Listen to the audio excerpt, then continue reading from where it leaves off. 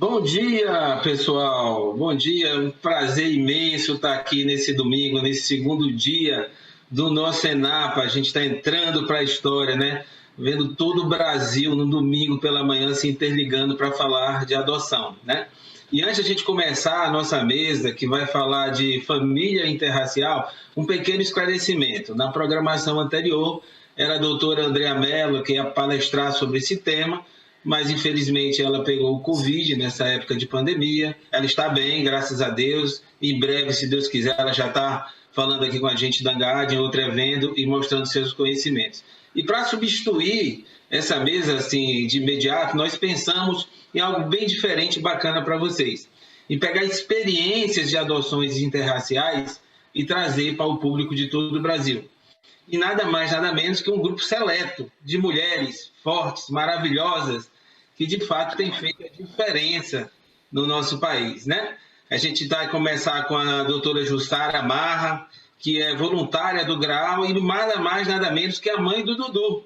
O Dudu que inspirou o livro do Sávio, né? Que ele falou tão bem ontem, foi maravilhosa a palestra de Sávio. Depois nós vamos ter a doutora Cíntia, né? A doutora Cíntia, como ela gosta de se apresentar, é professora do ensino fundamental, foi professora do ensino fundamental por 30 anos, voluntário do Grupo Acalando São Paulo desde 1993, 60 anos de experiência com adoção interracial. Avó, tia, né? Mãe e irmã pela via da adoção. Olha que experiência. É uma honra ter a doutora Cíntia aqui com a gente, né? Depois vem a doutora Maria Sueli, que é assistente social especializada em violência doméstica contra criança e adolescente, e nada mais, nada menos que esposa de Paulo Sérgio, que também viveu a experiência da primeira adoção interracial no nosso país, né?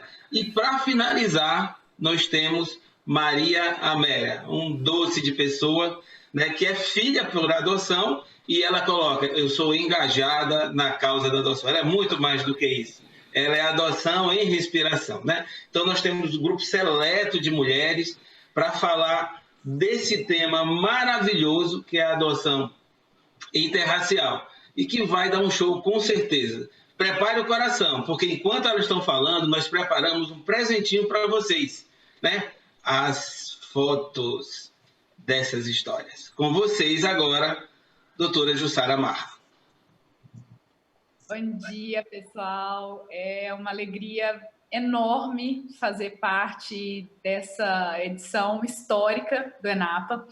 Eu tô realmente assim muito feliz, muito emocionada, especialmente em ter comigo, longe, mais perto, uma família que eu tenho uma admiração absurda. Eu me lembro de ter falado com o Paulo Sérgio no ENAPA de Fortaleza que eu queria que o Dudu fosse, no futuro, o que ele é hoje para a ANGAAD e para o movimento da adoção.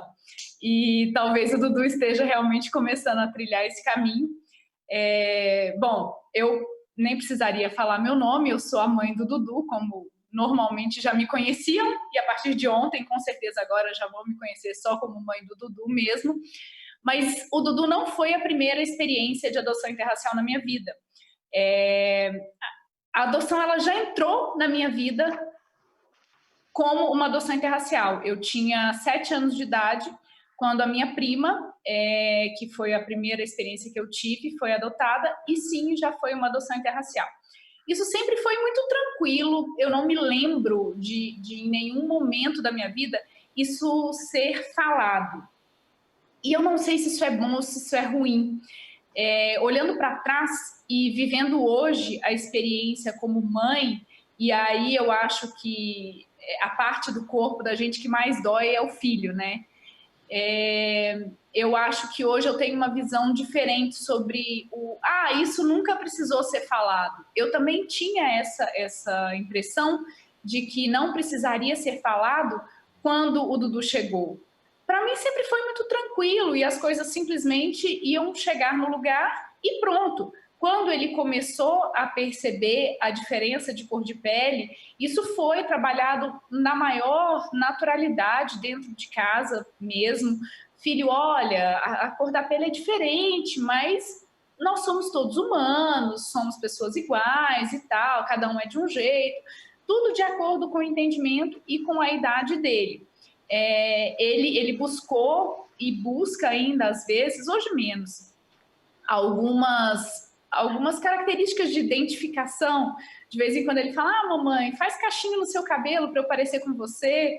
Ele pedia muito para ter pintas no corpo, como eu tenho. Acho que ele pediu tanto que nasceu uma pintinha assim no pescoço dele, mas eu fazia pinta com lápis de olho, eu fazia pinta assim no braço dele e falava, tá bom, filho, tudo bem, não é isso que vai fazer a gente mais ou menos mãe e filho, mas se isso faz tanta diferença para você, vamos fazer, não tem problema.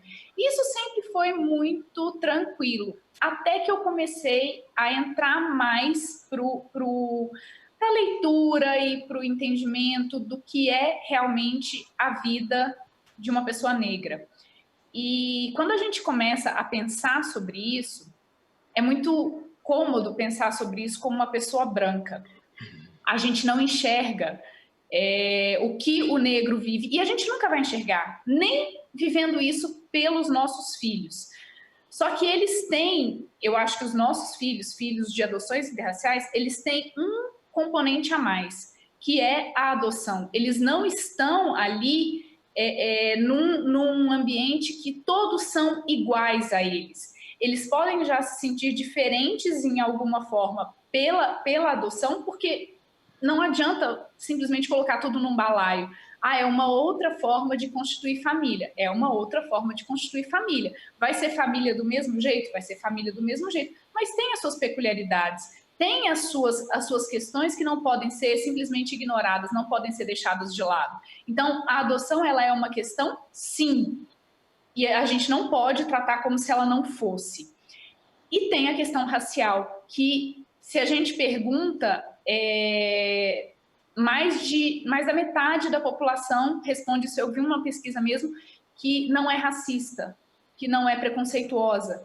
Mas quando a gente vai ver os índices de racismo e de preconceito, eles são ainda maiores. Então, onde está esse racismo? Ele está velado.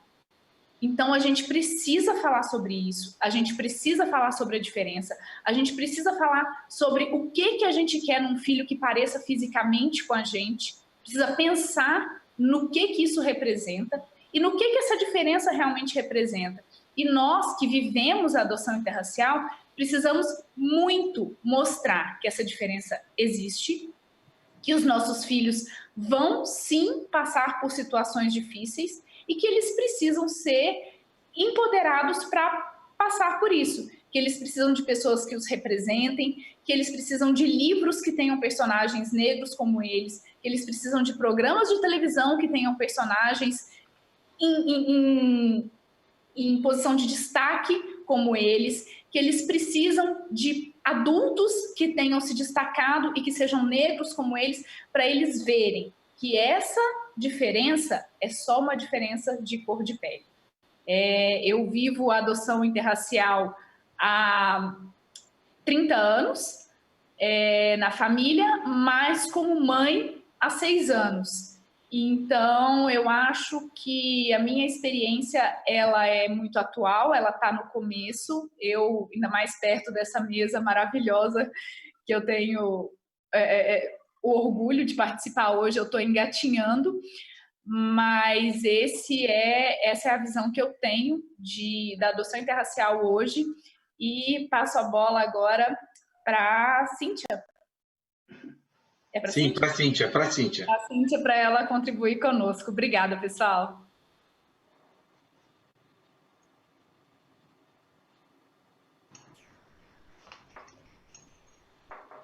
Olá, bom dia. Eu não sou doutora. O Cláudio brincou, mas eu não sou doutora. Eu tive nessa vida, tenho a oportunidade de viver a adoção de uma forma muito especial. Porque, conforme foi dito, eu vivo a adoção há 60 anos, porque eu sou irmã do Paulo Sérgio. Sou cunhada da Sueli e mãe da Maria Amélia. E voluntária da casa. Ou seja, eu vivi a vida inteira isso, e para mim acabou sendo uma coisa tão parte de mim. A adoção do Paulo Sérgio foi tão especial na nossa família, que todos nós colocamos a adoção também. Então, todos nós temos filhos biológicos e adotivos, uma grande família. E essas são as minhas pequenas, aquele outro slide era da minha família como um todo, todos os meus filhos. Eu tenho 14 filhos, e idade entre 45 e 9 anos. E eu tive a oportunidade de viver com cada um deles uma experiência maravilhosa.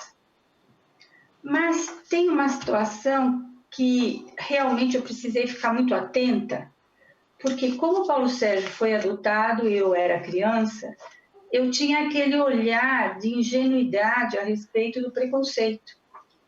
E eu comecei a aprender o que era o preconceito defendendo o Paulo Sérgio, né? É um amor assim acima de tudo, é uma coisa muito especial que a gente tem entre a gente. Então nós, que éramos mais velhos, defendíamos o Paulo Sérgio para que ele não sofresse todo aquele preconceito.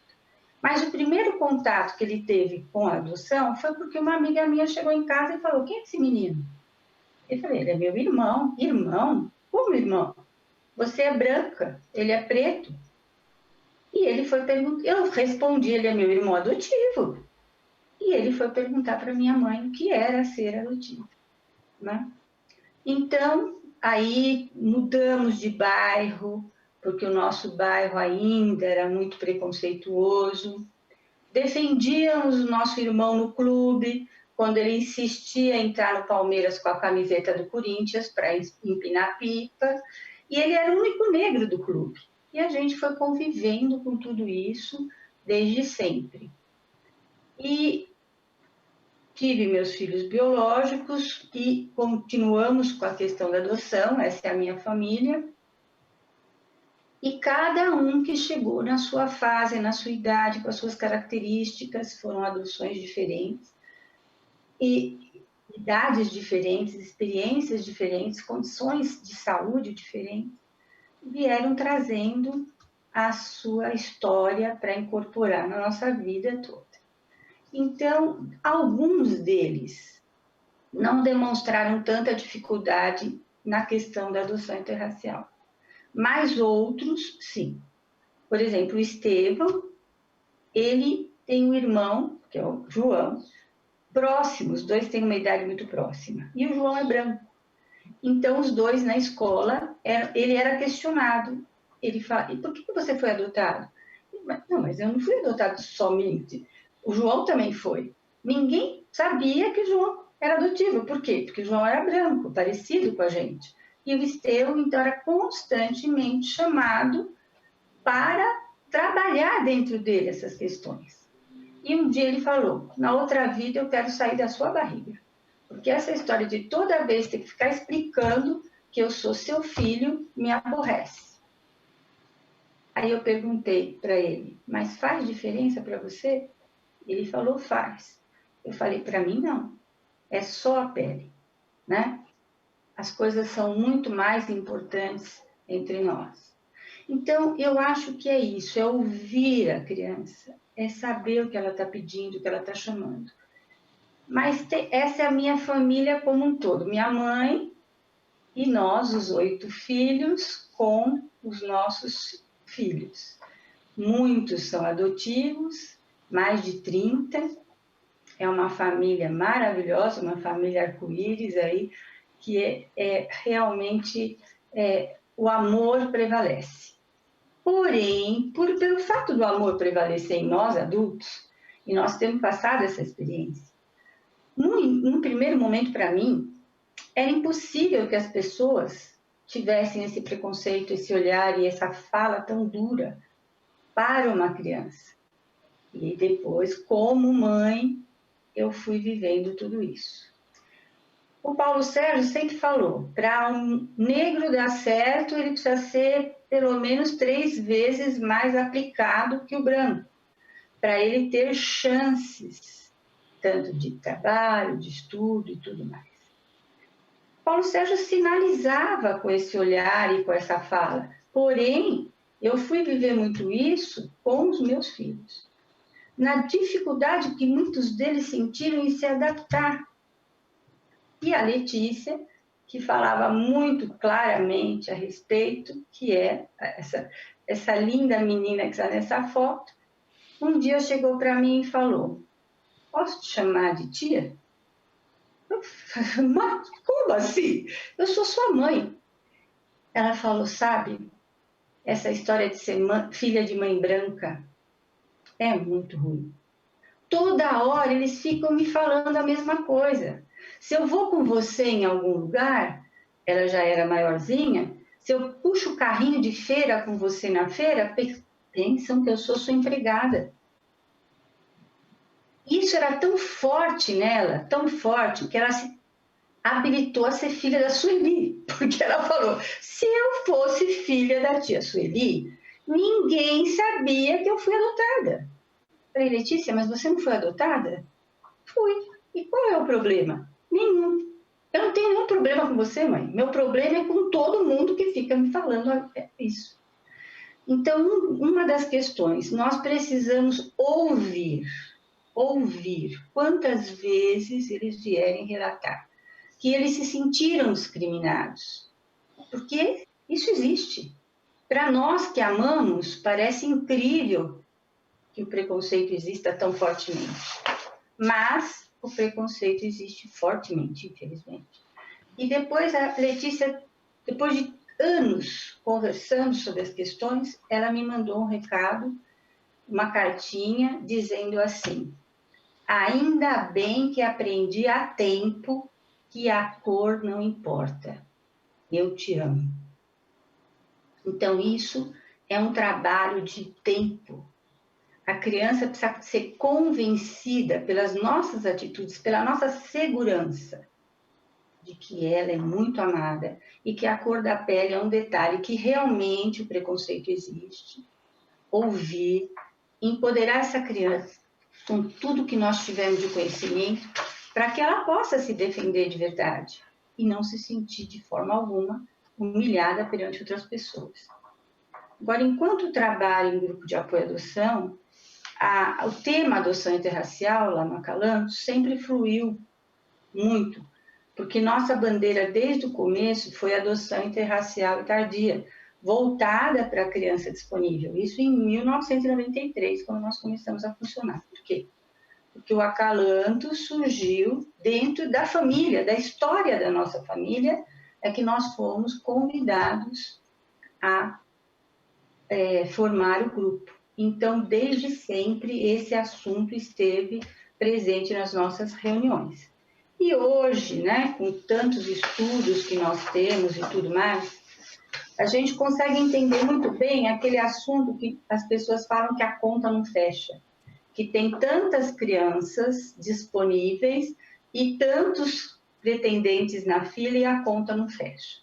Então, se nós pensarmos que o Brasil, no início da colonização, a cada 100 pessoas que chegavam no Brasil, só 14 eram europeus. 86 eram africanos escravizados.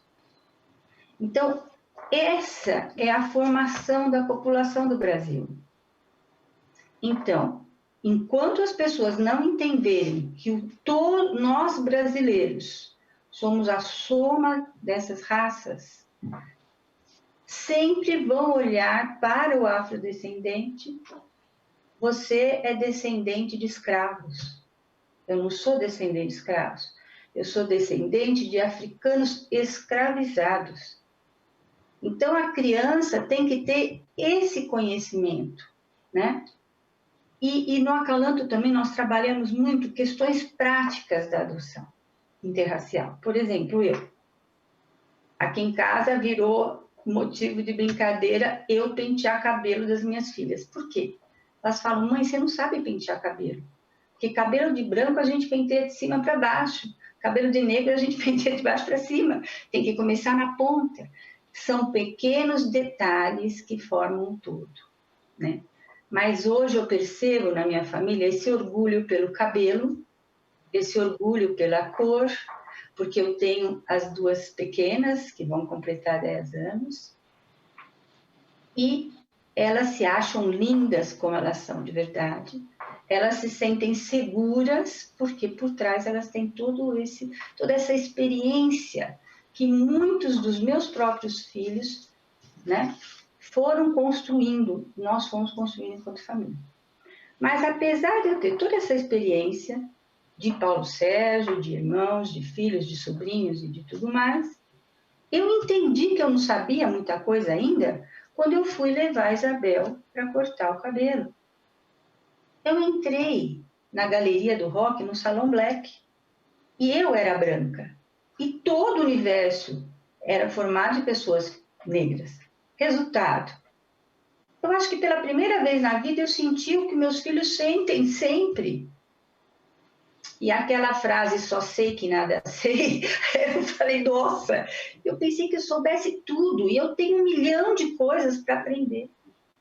Então, aí foi que eu comecei a mergulhar no universo da cultura afro, dos hábitos, da questão energética, mesmo com a constelação familiar, me ajudou bastante também essa questão de energia dos ancestrais. Então, o importante é a gente saber que sempre é tempo de aprender. Então, não é porque eu estou aqui com 68 anos que eu sei tudo. Não, não sei. E vou aprender com os meus filhos e com todas as pessoas que conviverem conosco no Acalanto, que precisarem juntos trocarmos e realmente fazermos esse mundo melhor. Porque a adoção tem que ser boa para todos que convivem com ela. Então, Cláudio... Tem que refazer um pouquinho aqui da emoção, o show, bem, né? Vamos passar agora para nossa linda Sueli, dona Maria Sueli. Eu não sou doutora também não, viu, Cláudio? No meu coração vocês são todos doutores. Muito bom dia a todos, é uma felicidade enorme estar aqui. Um desafio muito grande falar sobre esse tema, embora a gente viva, na hora onde você tem que resumir tudo que você vive em 7 minutos, é muito complexo. E essa proposta nos foi feita ontem de manhã. Então, a gente fica pensando o que vai falar, o que não vai falar, o que vai ser bom, o que não vai ser bom. Mas, vivendo todo esse laboratório que é a nossa família, com mais de 120 pessoas, né? Se eu não me engano, eu acho que eu me engano, porque os números vão crescendo a cada ano, graças a Deus, nós temos uma experiência inigualável, né? E essa experiência nos faz crescer constantemente. E hoje de manhã eu acordei preocupada, eu falei, meu Deus, o que eu vou falar, como que eu vou falar? E eu entendi, né, muito pobremente ainda, né, que a adoção interracional ela é o sinônimo da proteção integral. Porque através da proteção familiar, nós diariamente diluímos e investimos todo o nosso sentimento, o nosso amor, em proteger, em cuidar o outro. E o outro, que muitas vezes tem uma diferença racial, ele é tão amado e nós exercitamos esse amor de uma forma tão plena que tudo que possa existir como diferença deixa de existir. Na verdade, as pessoas não conseguem entender como que se ama o outro que tem uma cor diferente. E nós amamos porque amamos e não temos explicação. E não devemos ter explicação, porque isso é sentido, é vivido, não tem regras. Existe somente uma coisa, é o sentir. E esse sentir mais espiritualizado, mais amoroso, mais afetivo, nos eleva e nos diferencia. Nos diferencia porque, em alguns momentos, conseguimos sentir a dor do preconceito, da discriminação que os nossos filhos sentem. E quando sentimos essa dor, muitas vezes nos armamos para lutar com o outro que não nos compreende. E eu percebo que devemos sim lutar com o outro, com o nosso amor, com o nosso posicionamento equilibrado, com a nossa sabedoria, com a nossa verdade, mas sem agredir. Porque já estamos nos colocando numa diferenciação de saber amar além de e apesar de. Então, isso não tem como eu responder para o outro que olha para o meu filho e diz para ele determinados desaforos, se eu for na mesma intensidade que o outro, eu estou me igualando e eu já estou num nível diferente de sentimento. E os meus filhos também já estão. Porque quando nos preocupamos em passar um protetor solar numa criança negra, não é...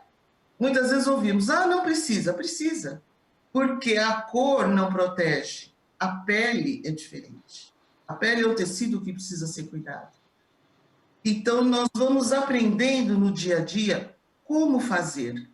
E dependendo da classe social, ela é mais desumana. Quanto mais alto o nível social, maior a discriminação, maior o preconceito, porque aquela criança negra está onde ela não deveria estar. Porque como sociedade, com os nossos ancestrais que vieram para o Brasil escravizados e depois de mais de 300 anos foram jogados na periferia para subir o morro e lá estarem e ficarem isolados e ali aprenderem como pudessem e como quisessem a sua identidade que foi destroçada, que foi vilipendiada.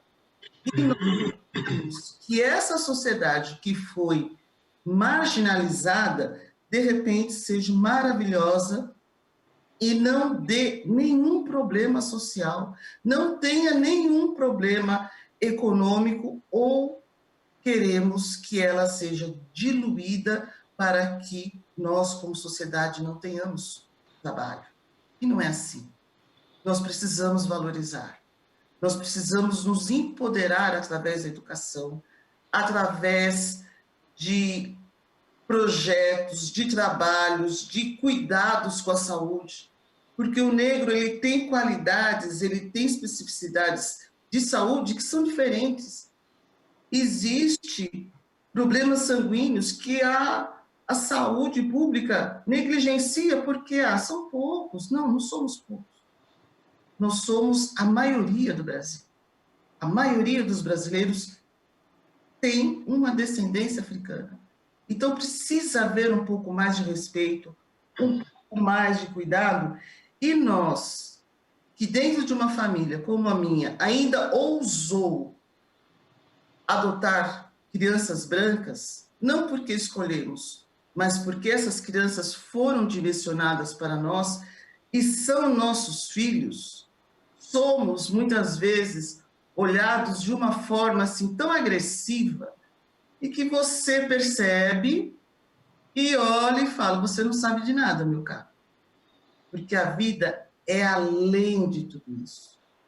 Então, nós temos que estar nos empoderando, nós precisamos estudar, precisamos valorizar os nossos filhos, nos valorizar para que essa discriminação, essa dor e essas armas que nós precisamos criar sejam armas produzidas na sabedoria do amor, do entendimento, da nossa vida, das nossas ações, para que todos os nossos filhos, os nossos sobrinhos, possam viver a atitude adotiva de uma forma plena. Mas isso é uma constância. Diariamente temos que nos enxergar como seres humanos, observar aquilo que mais queremos, que é viver plenamente o amor, isolado de todas as diferenças que existem na nossa família, que existe no nosso coração, e quando olharmos para os nossos filhos e enxergarmos o brilho que eu enxergo quando a Cíntia olha para o Paulo Sérgio, é uma coisa assim que me enche a alma de alegria. Porque quando essa irmã olha para ele, o rosto dela muda. O brilho muda do olhar dela, do olhar dele. É um encontro de amor tão pleno que eu me felicito por poder viver esse amor.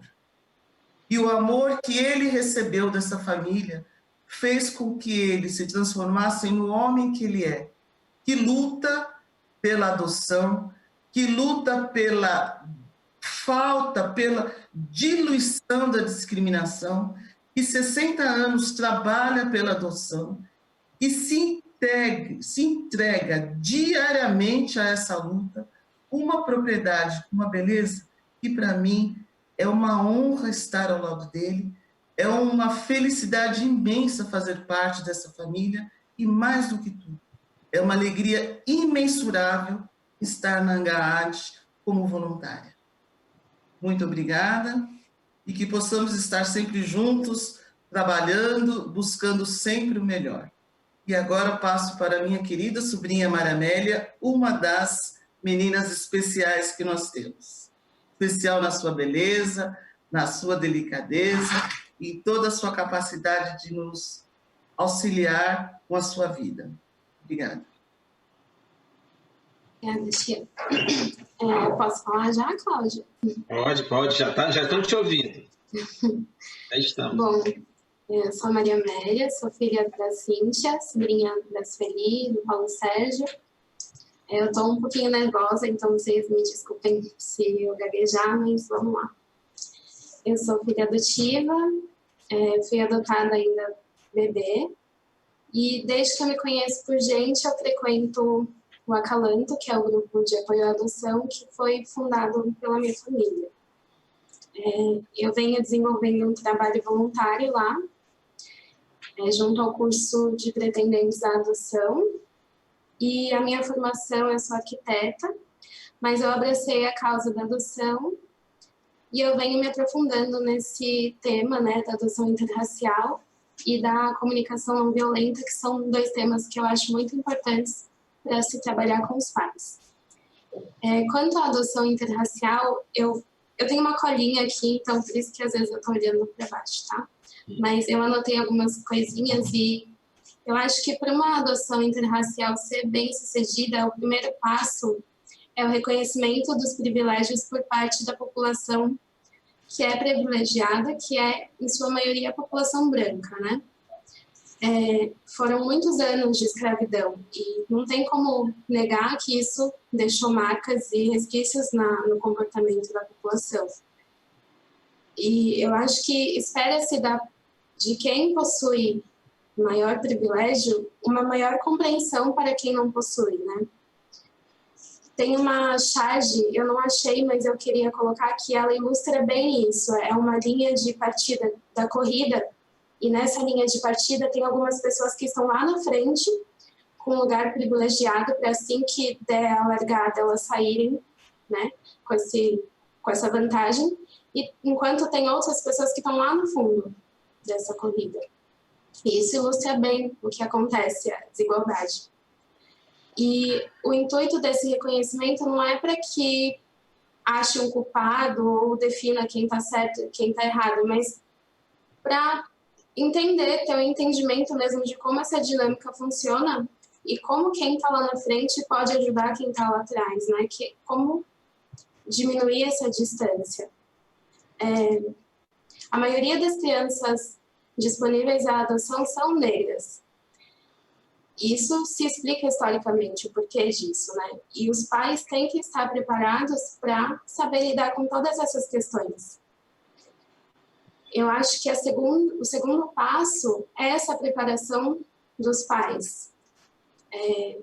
Eu acho que se em algum nível esses pais carregam a crença de que a paternidade ou a maternidade adotiva não é válida, isso pode acarretar num processo que pode ser muito doloroso para a criança. Porque esses pais vão querer moldar essa criança para que essa criança se pareça com eles, e ninguém quer carregar esse peso, né? O inverso também pode acontecer. A criança pode... É natural que a criança queira se identificar com os pais. No caso da adoção interracial, isso está muito presente na questão da cor, né? Então, a gente vê, assim, minha experiência familiar, a gente vê que isso está muito presente no cabelo, né? O cabelo é um símbolo muito importante. E, em alguns momentos, a criança pode, por exemplo, querer alisar o cabelo. Não tem problema nenhum alisar o cabelo, mas eu acho que o problema está quando essa motivação vem da vontade de se sentir aceita. E a criança tem que se sentir aceita como ela é. Então, eu acho que a representatividade é muito importante. Seria muito ruim para mim, por exemplo, se minha mãe não me apoiasse em construir a minha identidade, em me aceitar como eu sou e quisesse me moldar para ser parecida com ela, porque eu ia entender que ela não me ama pelo que eu sou, mas ela só iria me amar se eu parecesse com ela. Essa é a mensagem que a gente acaba passando para os filhos quando a gente não estimula a construção dessa identidade, né?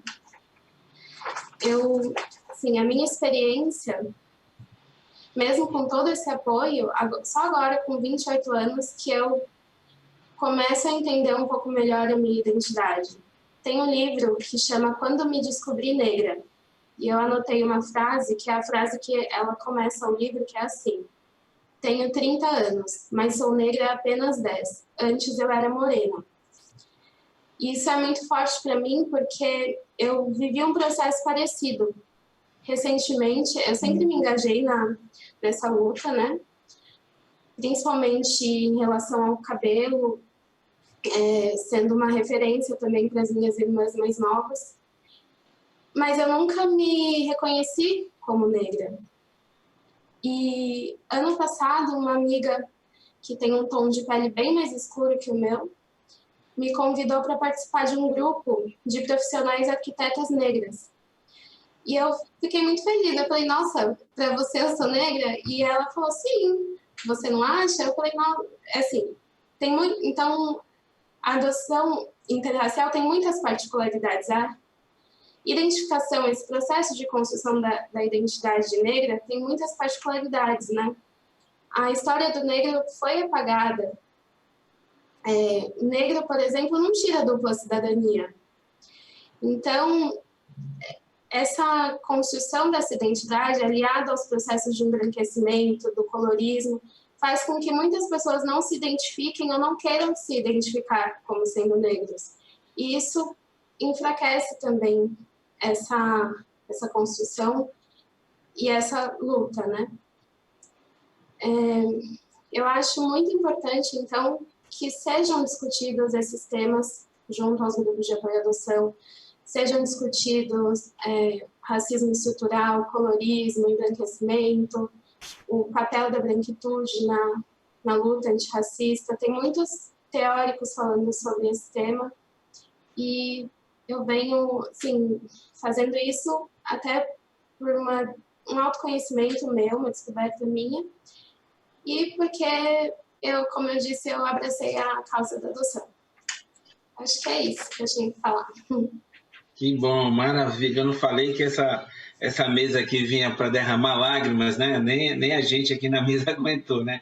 Vários elogios e muitas perguntas, né? Eu vou separar algumas, as demais serão respondidas por e-mail, e eu vou fazer pelo menos uma para cada uma dessas maravilhosas e guerreiras mulheres, tá certo? Eu vou começar com a nossa Maria Amélia, né? Maria Amélia, pelo que você estuda, pelo que você vivencia, como você enxerga as estratégias para vencer esse preconceito e quais são essas obras que você estudou que você poderia indicar aqui para os nossos ouvintes? Acho que quanto às estratégias, primeiramente, tudo que eu falei, a questão do reconhecimento, de não negar a realidade também, de escutar de tudo que foi dito aqui, ouvir as crianças, estimular essa construção dessa identidade, procurar por referências. Na minha época tinha menos, mas hoje tem muita boneco, livro, filme, tudo isso ajuda muito nessa construção. E quanto às referências que eu venho, principalmente a Djamila Ribeiro, e tem muitos teóricos, mas eu acho que a porta de entrada, assim, a Djamila, ela é brasileira, e ela fala muito atual, né? Os livros dela são muito recentes, eu acho que é um bom caminho. Jussara, a primeira pergunta foi de Lindomar, de São Gonçalo do Rio de Janeiro, esqueci de falar. Uma pergunta agora é para a Jussara de Rogério, né? Lá de Araxá. Rogério, um abraço. Ele pergunta como trabalhar a integração e identificação racial do filho negro, indígena e quilombola. Falta representatividade? Eu acho que falta, ainda falta, mas já tem bastante. É o que a Maria Amélia acabou de falar. Hoje em dia a gente já tem personagens em brinquedos, em livros, em historinhas, em desenhos, personagens da história também.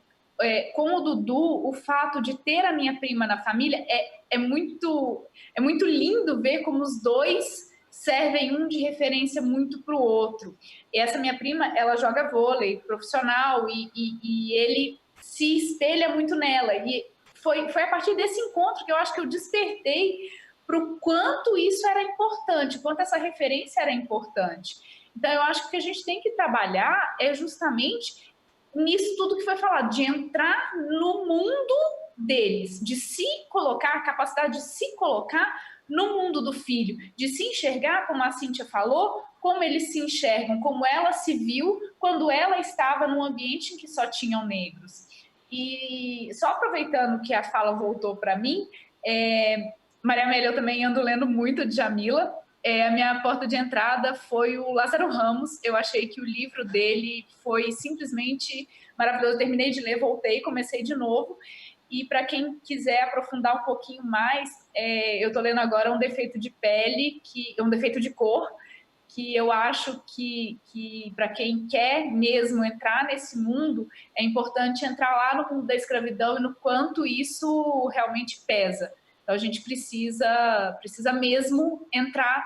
Como a gente vai trabalhar com os nossos filhos? Entrando no mundo deles. Não tem outra forma. Tem uma pergunta que cita a fala de Maria Amélia, mas eu acho que é melhor a Cíntia responder, né? É de Ana Catarina, de Governador Valadares. Me vi na fala da Maria Amélia. Minha filha negra não se aceita como tal. Diz ser morena. Alguma dica para lidar com isso e ajudá-la a se aceitar? Bom, eu acho que a primeira coisa é ouvi-la e entender que realmente isso é um problema para ela. Porque nós temos que ter essa sensibilidade, porque muitas vezes, como não é problema para nós achamos que não é problema, mas para ela é. E fazendo com que ela fale sobre isso, conviva com outras pessoas que têm experiências semelhantes. E se ela falar 1000 vezes a mesma coisa, 1000 vezes, você vai responder: te amo, isso não é o mais importante. O que importa é que a nossa relação seja muito boa, porque eu quero você.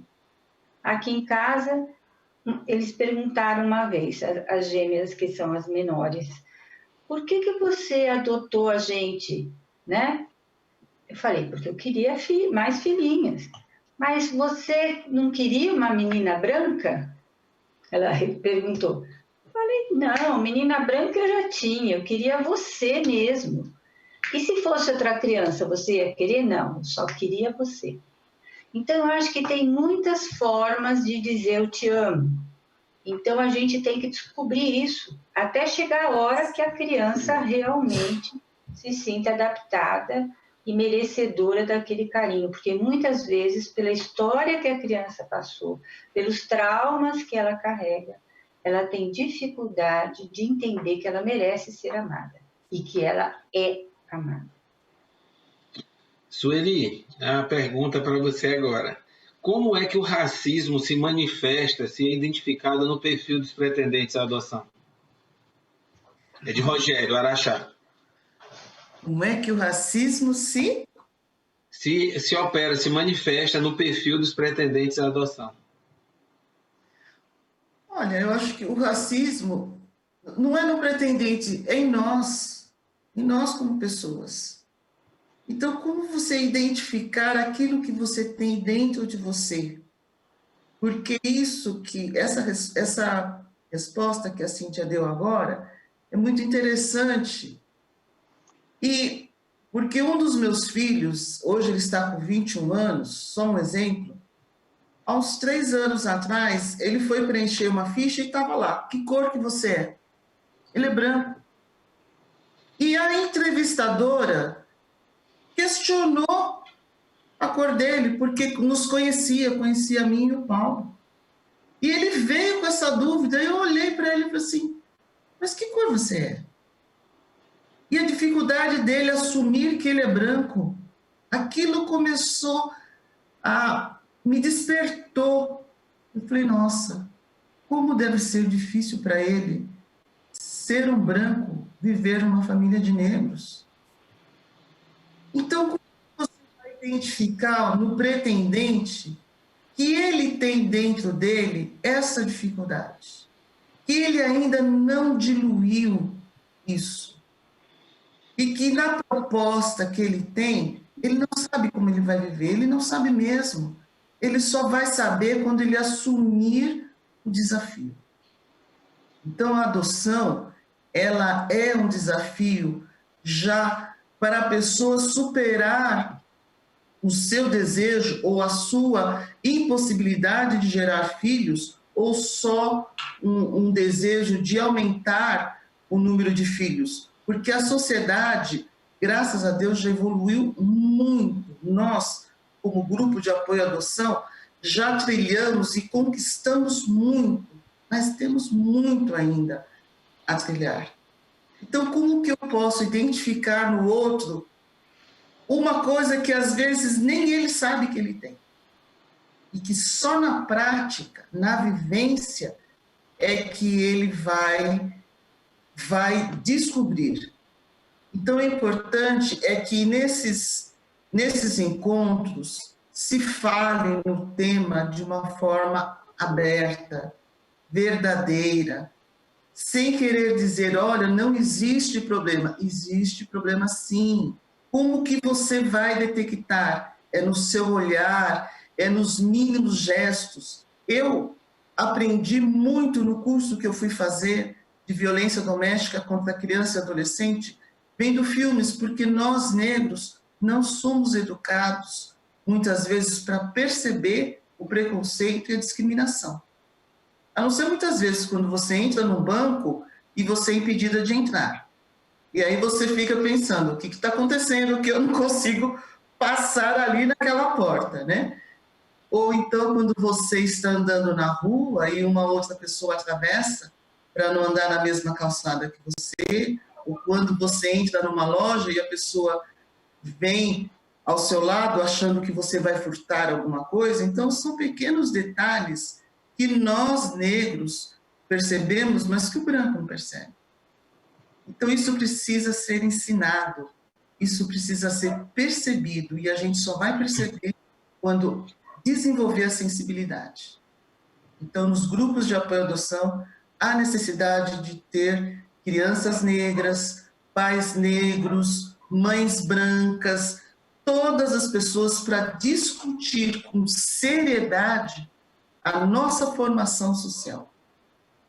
E aí nós vamos começar a perceber e diluir um pouco mais toda essa discriminação, esse preconceito que existe. Então precisa sentar e conversar de uma forma aberta, buscando referências, sem medo de ser feliz.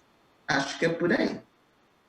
Gente, essa mesa simplesmente foi a melhor mesa que eu já participei em toda a minha vida. E olha que eu já andei um pouquinho pelo país. Quero agradecer todas as quatro, Sueli, Jussara, Maria Amélia, Cíntia, primeiro por tão em cima da hora aceitar o convite, né? Como vocês são empenhados, são pessoas doces e maravilhosas. Então, me sinto honrado de ter participado dessa mesa, com tantas lições e com tantas experiências, né? Tenho certeza que todos que assistiram queriam muito mais e ouvir vocês, eu acho que pelo dia todo, né? Mas no próximo ENAPA a gente coloca o online mais tempo para todo mundo, vai ser melhor, vai ser mais bacana ainda, né? Eu queria encerrar essa mesa em homenagem a 3 pessoas, né? A primeira pessoa eu queria homenagear e dizer que estamos com você, que é a Andréa Mello, doutora Andréa Mello, que ia falar na mesa e pegou o Covid, né? Então, ó, doutora, se a senhora estiver nos vendo, estamos aqui em oração, somos todos juntos, somos todos Angaate. E a senhora é parte dessa família. Estamos torcendo não só por você, mas por todos os brasileiros que estão passando por necessidade. A gente está torcendo e rezando para que tudo volte ao normal, ou uma nova normalidade o mais breve possível. Queria também dedicar essa mesa a Dudu. Dudu, que é um garoto formidável, lindo, maravilhoso, né? E que está aí escrito por sábio, né? Então a gente vai conhecer, Dudu vai ser conhecido pelo mundo todo, se Deus quiser. E por último, eu queria dedicar a dona Wanda, a mãe de Cíntia de Paulo Sérgio, né? A avó de Maria Amélia e a sogra de dona Sueli. Pessoa fantástica, pessoa maravilhosa, que lá atrás teve a coragem, o amor de fazer a primeira adoção interracial no nosso país. Quando era Código de Menores, nem existia ainda o Estatuto da Criança e Adolescente. E a partir dessa história, eu estou aqui e muitos de nós estamos aqui ouvindo. Então, a ela, eu dedico essa mesa. Obrigado a todos. Vem o nosso intervalo agora e foi um prazer estar com todos. Fiquem com Deus e até breve.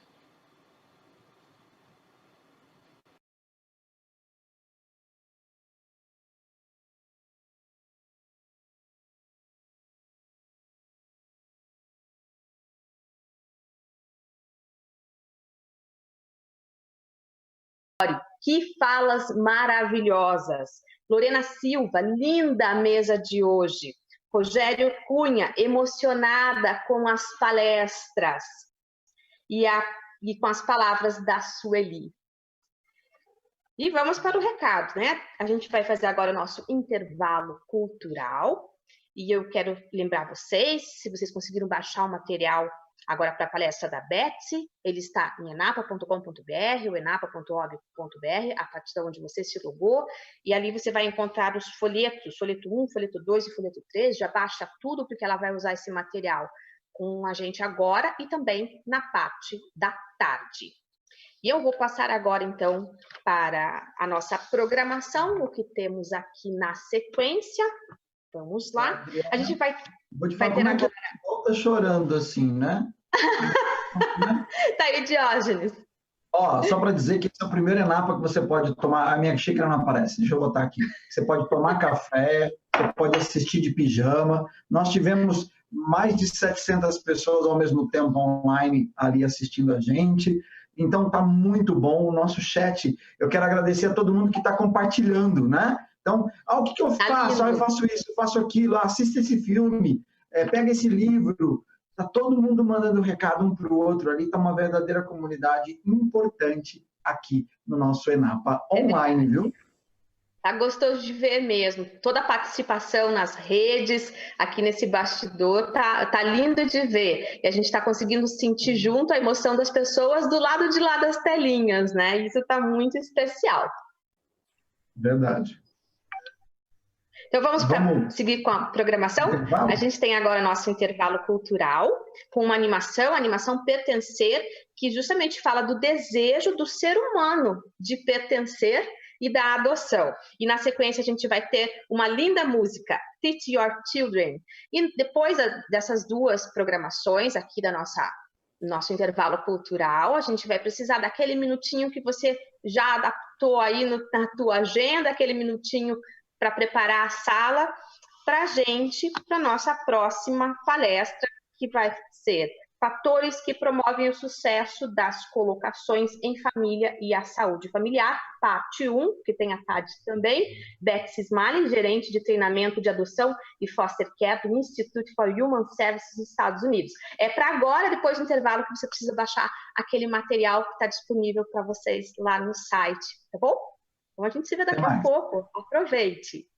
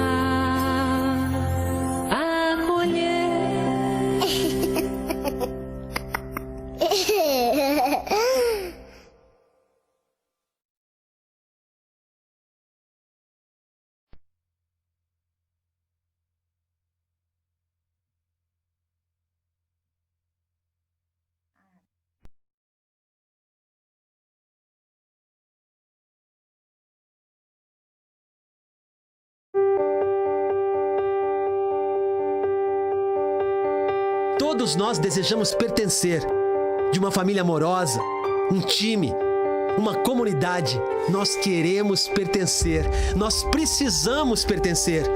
Neste momento, espalhados pelo mundo, 153 milhões de órfãos desejam pertencer. Eles estão abandonados, indesejados, não são aceitos. Eles não têm ninguém para protegê-los, supri-los, confortá-los ou sonhar com eles. 80% dos 153 milhões de órfãos têm necessidades especiais. Possui alguma doença. Algo que não pediu para ter. Algo com que sofre. Ela tem 5 anos. Ela simplesmente cresceu mais do que a idade preferida para a adoção. Eles não pertencem a ninguém. Alguns são encarcerados, jogados fora, vendidos por sexo ou trabalho. Não! Eles podem pertencer. Eles podem ser amados. Eles podem ser cuidados. Eles podem fazer a diferença. Se eu e você dissermos sim, sim, você tem valor. Sim, você pertence a uma família. Sim, você foi esquecido, mas não mais. Nós queremos você. Nós escolhemos você. Venha para casa onde você pertence. Você é o escolhido e especialmente amado.